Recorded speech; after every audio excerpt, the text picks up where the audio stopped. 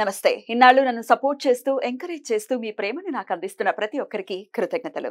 అలాగే ఈ వీడియో కూడా ఖచ్చితంగా మీకు ఉపయోగపడుతుంది. లైక్, షేర్ అండ్ సబ్స్క్రైబ్ చేసి మీ సపోర్ట్‌ని నాకు అందించండి. అలాగే ఈ వీడియో పట్ల మీకున్న అభిప్రాయాన్ని కామెంట్ సెక్షన్‌లో కామెంట్ చేసి తెలియజేయండి.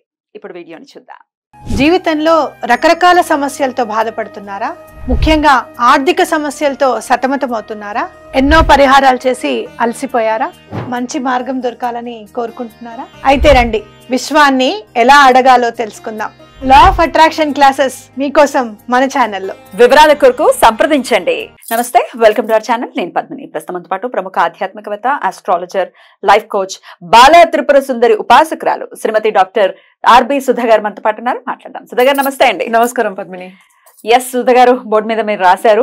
అవును, అన్ని స్తంభన ఇప్పుడు కరెంట్ టాపిక్ కదా, హాట్ టాపిక్ అయిపోయింది అది. డెఫినెట్లీ. ఇన్నాళ్ళ స్తంభన ఏంటి సుధా గారు? స్తంభన 7th జూన్ వరకు. అవును, స్తంభన అనే దానికి మనం ఆల్రెడీ మాట్లాడుకున్నాం. బట్ జనరల్ గా చెప్పాలి అంటే ఎప్పటికైనా ఇప్పుడు నాట్ ఓన్లీ రిట్రోగ్రేడ్ మోషన్, మళ్ళా నీచ పడినప్పుడు స్తంభన అంటే ఏంటి? మనమే ఉన్నాం, మనకు ఒంట్లో బాగాలేకపోతే ఏం చేస్తాం? అలాగే ఆగిపోతుంది. అలాగే మార్స్ కూడా, అంటే కుజుడు ఏంటంటే స్తంభిస్తున్నాడు అనేది మెయిన్ టాపిక్. ఎక్కడ స్తంభిస్తున్నాడు అనేది వెరీ ఇంపార్టెంట్. స్తంభన అనే దానికి అందుకనే ఎగ్జాంపుల్ కింద అది చెప్పాను అనమాట. అంటే నీచ పడుతున్నాడు. మనకి తెలిసిన ఒక విషయం ఏంటంటే క్యాన్సర్ కర్కాటకంలో నీచపడతాడు అనమాట. అదొకటి కాకుండా మనం ఎప్పటికైనా మాట్లాడుకునేది ఫ్రెండ్షిప్స్ మాట్లాడుకుంటాం. అంటే ఏంటంటే న్యాచురల్ ఫ్రెండ్షిప్స్ ఉంటుంది, న్యాచురల్ ఎనిమినిటీ ఉంటుంది మనకి 9 గ్రహాల్లోనూ. అలాగే ఏంటంటే బెనిఫిక్స్ ఉంటాయి, మ్యాలిఫిక్స్ ఉంటాయి. సో ఈవెన్ బుధుడు ఇల్లు బై ఇట్ సెల్ఫ్ ఇస్ అంటే ఏంటి? స్తంభన ఎక్కడ జరుగుతుంది? క్యాన్సర్. ఇక్కడి నుంచి ఎక్కడ దిగాలి? మనకి మిథునం నుంచి దిగాలి కనుక మిథునం by itself is enemies place అనమాట.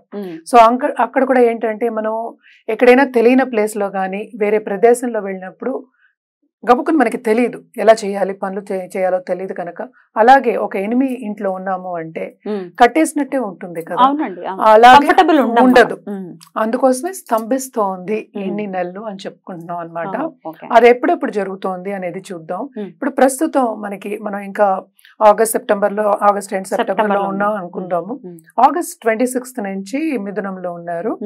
సో మిథునం నుంచి మళ్ళా ఏమో కర్కాటకంకి అక్టోబర్ 20th వెళ్తున్నారు అనమాట. సో వెళ్ళిన తర్వాత అక్కడ రిట్రోగ్రేడ్ మోషన్ అనేది జరుగుతోంది.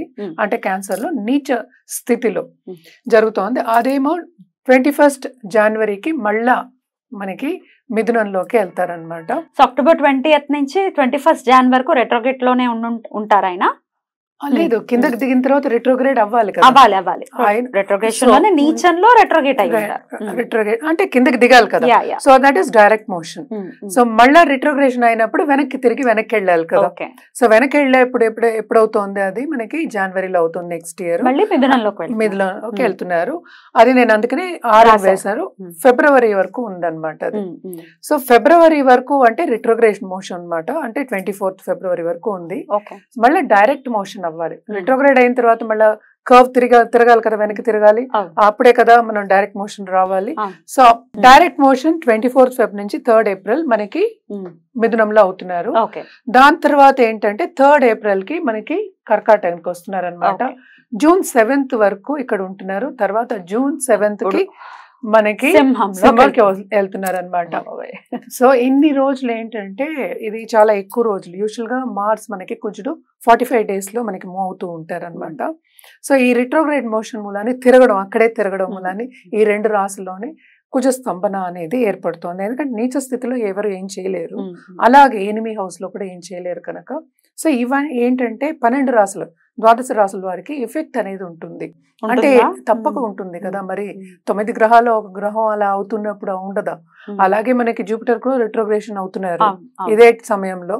సో కొన్ని రాశులకి బాగుంటాయి, కొన్ని రాశులకి బ్యాలెన్స్డ్ ఉంటాయి, జరుగుతూ ఉంటుంది. డిపెండ్స్ అనమాట. It is not only that. ఏంటంటే దీంట్లో కూడా మళ్ళా రిట్రోగ్రేడ్ అయినప్పుడు ఒకలా ఉంటుంది, Hmm. డైరెక్ట్ మోషన్ అయినప్పుడు ఒకలా ఉంటుంది. Hmm. సో 2 విధంగా మనం చెప్పుకోవాల్సి వస్తుంది ఒక్కొక్క రాశికి ఓ అన్నమాట. రెండు చెప్తారు అయితే ఇప్పుడు. అవును, 2 ఉండాలి అండ్ కదా. పరిహారం కూడా ఆబ్వియస్ గా చెప్తారు కదా. అంతే కదా. Right. జనరల్ పరిహారం అంటే మనం కుజుడికి Hmm. జపం అది చేసుకోవడం అనేది జనరల్ గా చెప్పుకునేది. Hmm. మనం ఒక్కొక్క రాశికి చూసి మనం విడివిడిగా చెప్పుకోవచ్చు. తప్పకుండా ఈ ఎక్స్ప్లెనేషన్ ఖచ్చితంగా వినాలి. వినకుండా డైరెక్ట్ గా వెళ్ళిపోవటం, డైరెక్ట్ గా రాశి గురించి తెలుసుకుంటే మనం నాలెడ్జ్ ఉంటే దాని ఇక కన్యా రాశి వారికి ఎలా ఉండబోతోందండి కుజ స్తంభన ద్వారా? మన కన్యా రాశి వాళ్ళకి చూస్తే మనకి ఎగ్జాక్ట్ గా స్తంభన జరిగేది ఏంటి, ఇక్కడ మనకి 11th and 10th హౌస్, అంతే కదా. అంతే. 11th హౌస్ అంటే లాభం, Hmm. 10th హౌస్ అంటే మనం కెరియర్ భాగ్యం చూస్తాము, అలాగే కర్మ చూస్తాము. సో రెండిటికి అడ్డంకాలు అనేవి మనకి తెలిసిపోతున్నాయి ఇప్పుడే కదా. అండ్ ఆల్సో ఏంటంటే మనకి బుధుడు, ఈ రాశికి అధిపతి బుధుడు, అదే ఇంకో బుధుడు ఇంట్లో జరగబోతోంది, మిథునంలో జరుగుతోంది కనుక 8th హౌస్ అవుతుంది. సో తప్పక వీళ్ళకి అడ్డంకాలు అనేవి కామన్ ఈ 8 months కూడా. దేంట్లో అడ్డంకాలు అంటే కంప్లీట్ గా కెరియర్ పాత్ లో ఇబ్బందులు అనేవి తప్పదు. ఏదైనా పని చేస్తున్నప్పుడు ఆ పని పూర్తవ్వదు, చాలా శ్రమ పడితే కానీ పూర్తవ్వదు అని చెప్పుకోవాలి ఫస్ట్. ఇంకోటి ఇన్వెస్ట్మెంట్స్ చేసుకుంటే అంత తొందరగా మనం ఏంటంటే ఇన్వెస్ట్మెంట్ చేసాం మనకు వచ్చేసింది అనుకుంటూ ఉంటారు, దాంట్లో అంతా ఆటంకాలు వస్తే కాలయాపన అనేది తప్పదు. ఇంకోటి మోస్ట్ ఇంపార్టెంట్, కెరియర్ విషయంలో మార్పు అనేది జరుగుతుంది మనకి. ఎప్పటికైనా సరే ఇప్పుడు మిథునంలో డైరెక్ట్ అయినప్పుడు వాళ్ళకి మంచి సూచనలు కనిపిస్తున్నాయి. ఎవరెవరికి, బిజినెస్ పీపుల్కి, పార్ట్నర్షిప్ బిజినెస్లో ఉన్న వాళ్ళకి, అలాగే ఇన్వెస్ట్మెంట్ రంగంలో ఉన్న వాళ్ళకి ఇన్వెస్ట్మెంట్స్ చేసుకోవచ్చు, దాంట్లో లాభాలు కూడా వచ్చే ఛాన్సెస్ ఎక్కువ కనిపిస్తున్నాయి అన్నమాట. అప్పుడు బాగుంటుంది అని చెప్పుకోవాలి. అలాగే ఏంటంటే మనకి 11వ ఇల్లు ఏమైంది, ఇది నీచ పడతాడు ఇక్కడ కుజుడు. సో కుజుడు ఇక్కడ నీచ పడినప్పుడు 11వ ఇంట్లో లాభం అనేది కొంతవరకు స్తంభిస్తుంది. అంటే ఏంటి, నేను ఇది పెట్టాను నాకు ఇంత లాభం అని మనం అనుకుంటూ ఉంటాము, ఆ దాంట్లో డిసప్పాయింట్మెంట్స్ వస్తాయి అన్నమాట. సో చాలా మటుకు యాంగ్జైటీ అనేది ఎక్కువ అవుతుంది, శ్రమ అనేది ఎక్కువ అవుతుంది. అలాగే మన హెల్త్ విషయాల్లో కూడా కొంచెం జాగ్రత్తగా ఉండడం అనేది మంచిది, ఎస్పెషల్లీ నీచ పడినప్పుడు. ఎందుకంటే అండ్ ఆల్సో ఇంటర్పర్సనల్ రిలేషన్షిప్ మనం చెప్పుకోవాలన్నమాట. ఎందుకంటే 11th హౌస్ ఎక్కువ మనం ఎక్స్టెండెడ్ ఫ్యామిలీ గురించి కూడా చెప్తాము. ఆ టైంలో కూడా అంటే అందరూ కలిసినప్పుడు కూడా సపోర్ట్ అనేది వీళ్ళకి కొంచెం తక్కువే ఉంటుంది. ఏదో ఒక డిసగ్రిమెంట్ అనేది వెరీ కామన్ అని చెప్పుకోవచ్చు. అలాగే ల్యాండెడ్ ప్రాపర్టీలో చాలా చాలా జాగ్రత్తగా ఉండాలి వీళ్ళు, అదొక సూచన. అలాగే ఇప్పుడు కోర్ట్ కేసెస్ ఉన్నాయి, ల్యాండ్ ప్రాపర్టీ విషయాల్లో ఉన్నాయి అంటే అది కూడా అంటే నీడిస్తుంది, కంటిన్యూ అవుతుంది తప్ప ఒక సొల్యూషన్ అనేది అంత ఈజీగా ఈ 8 months రావు అని చెప్పాలన్నమాట. సో ఇవన్నీ జాగ్రత్త పడాలి అంటే తప్పక వీళ్ళు కూడా రెమెడియల్ మెషర్స్ చేయాలి, పరిహారం అనేది చేయాలి. వీళ్ళకి ఎస్పెషలీ స్టూడెంట్స్కి చెప్పుకోవాల్సింది ఏంటంటే, స్టూడెంట్స్కి బాగుంది కానీ కొంతవరకు జాగ్రత్తగా శ్రమ పడడం అనేది, అధిక శ్రమం అనేది కనిపిస్తోంది, శ్రమకి తగిన ఫలితం అనేది అంత కనిపించట్లేదు. సో తప్పక వాళ్ళు కూడా రెమెడియల్ మెషర్స్ చేయవలసిందే. ఓం బుధాయ నమః అని చెప్పుకోవడం, at the same time Wednesday Lakshmi Ganapati హోమాలు పూజలు చేయడం అనేది ఎక్స్ట్రీమ్లీ ఇంపార్టెంట్. అంటే ఎందుకు లక్ష్మీ గణపతి చెప్తున్నానంటే, ఆబ్స్టకల్స్ అనేది మనకి ఇక్కడే కేతు కూడా ఉన్నారని మనకి తెలుసు, అంటే కన్యలోనే ఉన్నారు.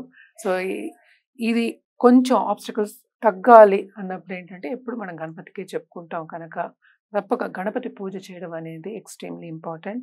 అలాగే ఏంటంటే వీళ్ళు దాన ధర్మాలు చేయడం, అలాగే పెద్దల ఆశీస్సు పొందడం అనేది ఎక్స్ట్రీమ్లీ ఇంపార్టెంట్, ఎస్పెషలీ ఈ 8 నెలల్లో.